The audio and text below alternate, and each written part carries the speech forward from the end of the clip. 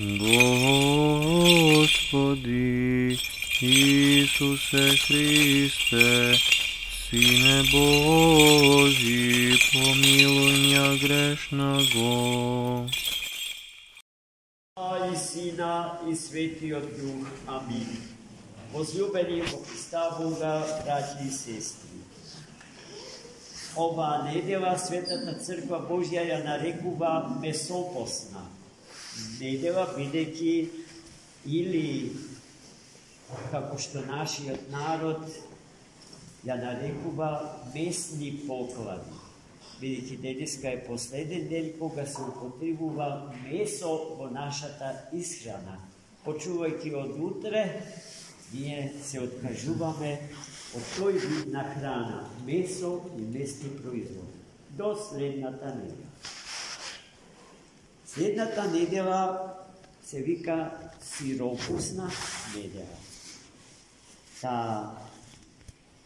Се вика така, бидејќи во таа недела употребуваме за храна млеко, млечни производи, јајца и риба. Во средите и петоците не се пости, но не се јади месо.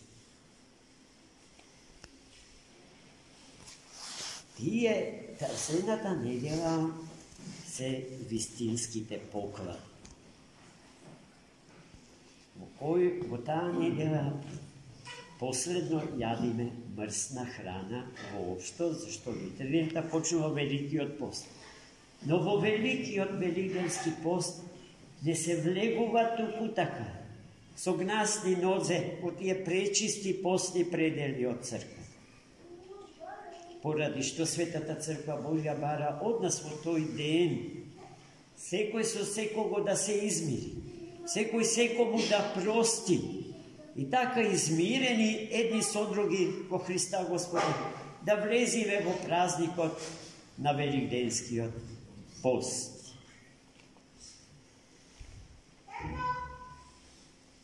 Денеска пак Светата Црква се спомнува на светителот Порфири.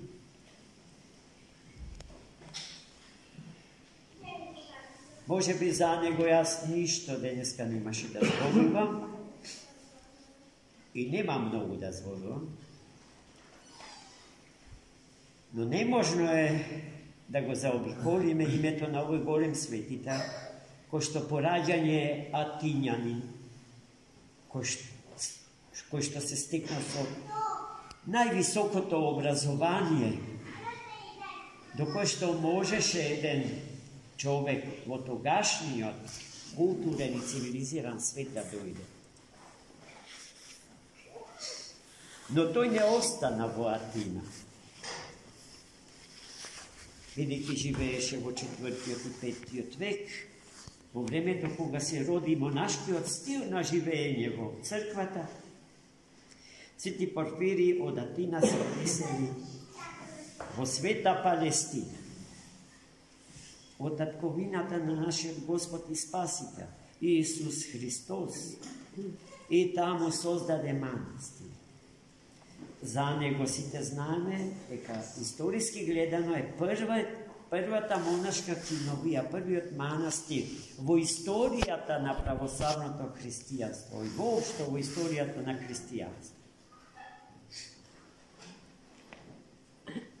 Тој најстар манастир постои до ден денешен на истото место на кое што Свети Порфири го согради.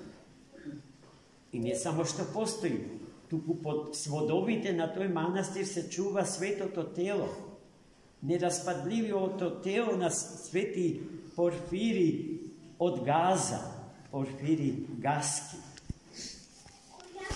Но зошто сето тоа го кажа?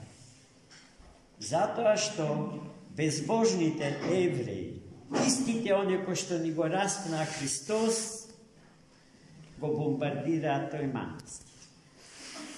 Препон со верници, со чисти и честни и невини луѓе, старци, деца, неспособни за војување, под сводовите на манастирот побарале заштита од светителот и од Бог.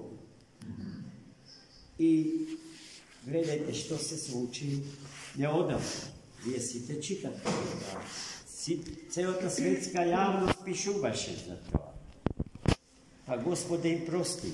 Не са сите евреи такви, слава Богу.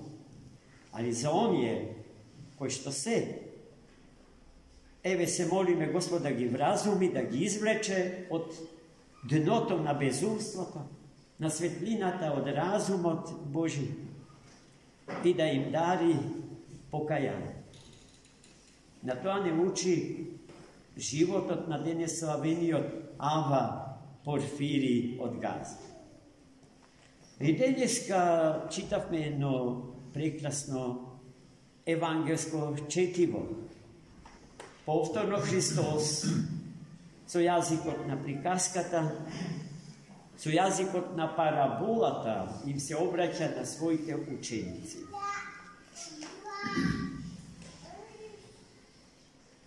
Темата на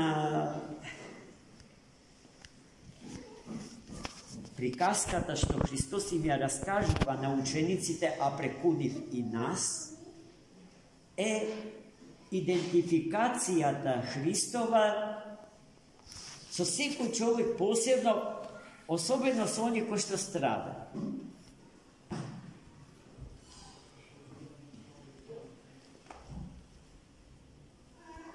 Сушност, главната тема на денешното евангелско четиво е страшниот и великиот суд Божи.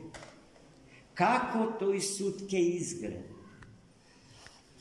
Налик на овчар, кој што напасува стадо од овци и кози, па кога ги собира за да ги однесе дома, тој ги двои. Овците ги става од својата десна страна, а козите од својата лева страна. Така вели Христос, царот на славата, на великиот и страшен суд, ќе ги разлачи праведните од неправедните. Налик на овците, праведните ќе ги стави од десната своја страна, а безумните од својата лева страна. И на овие првите, на праведните, ќе им каже, ќе ги повика да влеза во незаодното царство на троичниот Бог, да станат граѓани на државата Господња, како што царството небесно го нарекува блажени Августин. Град Божи, држава Божи. Во тој историски дел градовите, полисите биле држави. Секој град бил тоа. А овие праведните ќе го прашаат: а што добро ние ти направивме, Господи, за така да ни судиш? Толку високо да не издигаш. Што тебе ти направи? Што добро ти направи?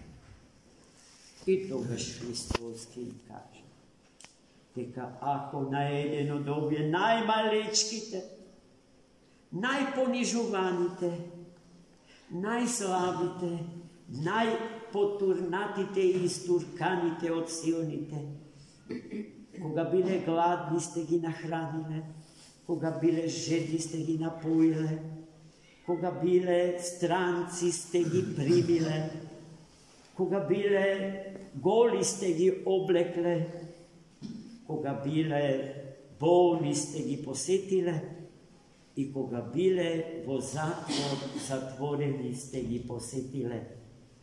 Сето тоа, правејќи им го нив, мене сте ми го направили. Во тоа идентификацијата на Христос со секој од нас посебно. Има луѓе кои што буквалистички ги разбираат зборовите Христови, па чека тој да дојде да зачука на нашата порта и гордо да му кажеме: еве еден денар за тебе. Купи си лек. А и тоа Сепак и секогаше тој и никој друг, кога кој било сиромах и страден за леп, тоа ќе го направи пред портите на нашиот дом. И потоа на другите пак, овие првите за своја награда го добиваат животот вечен. Така завршува, таков е крајот на денешното евангелско читање. А на другите ќе ги нарече со зборот проклет. Колку тежок збор. Тргнете се од мене. И тие ќе го прашаат, а зошто? А кога те повредивме толку, за вака да ни судиш? И тој ќе им каже, ќе го повтори тоа. Тогаш кога најмалечкиот меѓу нас побара од вас тоа и тоа, а вие го турнавте од себе си и го оставивте во неговите маки и страданија. И затоа нивната иднина се вечните маки, за кои што тие уште сега и овде се определиле слободно по своја волја на великиот и страшен суд. Судот е страшен не затоа што е судијата страшен, туку затоа што се страшни нашите согрешенија, браќа и сестри. А судијата не ни суди со кодекс на правни норми, туку со својата љубов. Со својата љубов ни суди. Оној кој што во омраза и гнев го поминал целиот свој живот, љубовта Божја не може да ја поднесе. И не ја поднесе.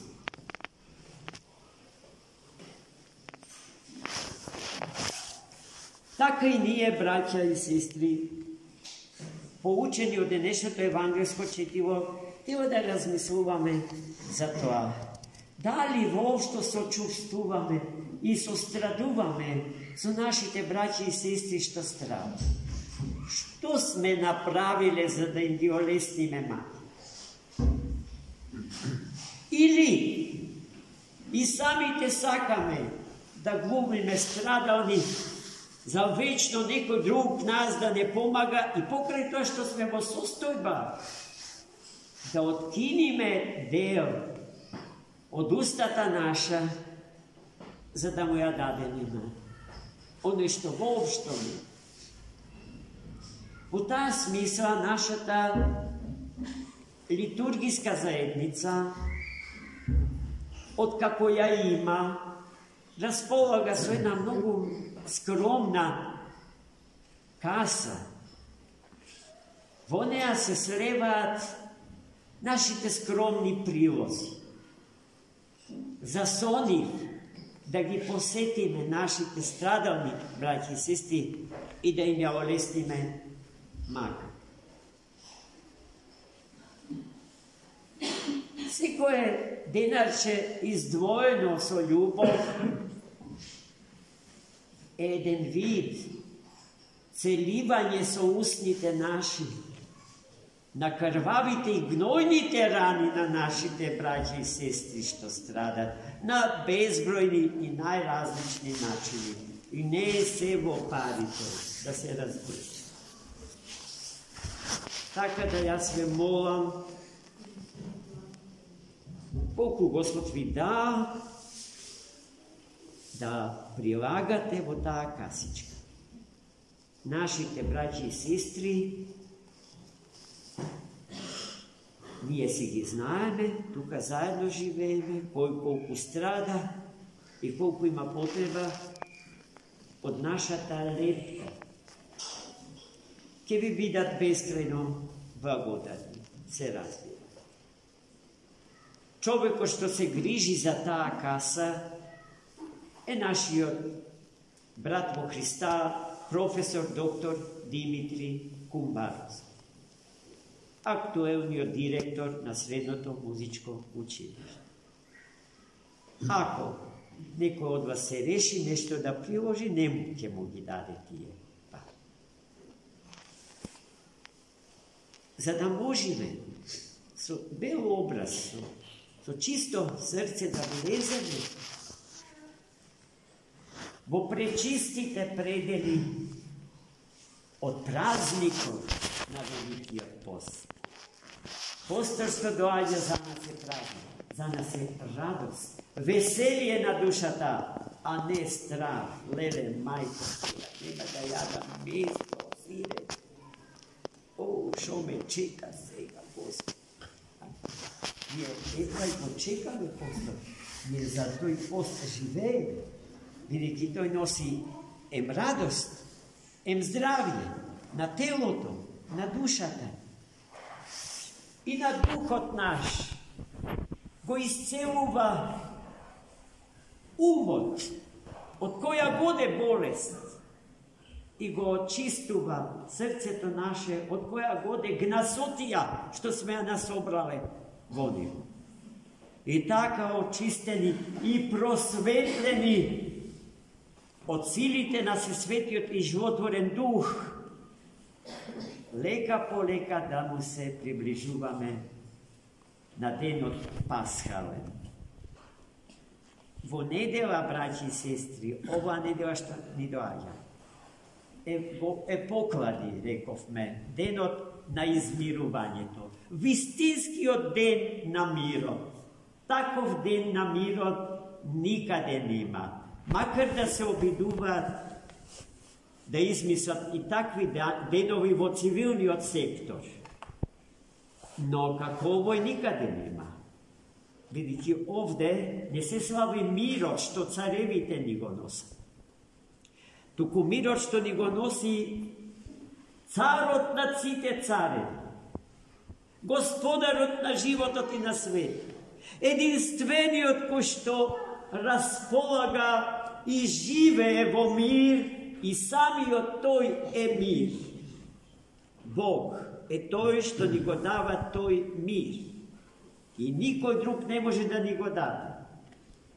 Во овие години, кога човештвото многу страда и е преполно со немир, го губи сонот, го губи здравието. И губи перспективите на вечниот живот, а со тоа и смислата на живот. Да му се вратиме на постот, значи да му се вратиме на вистинскиот мир, на вистинското добро, на вистинската слобода, на вистинската љубов. Се она што некој ни го ветува, а не може да ни го даде, бидејќи самиот го нема. Но оној што сето тоа во изобилие го има и може да ни го даде, е Бог Троица. И нашиот распнат и воскреснат Христос. Амин. За многу Бог.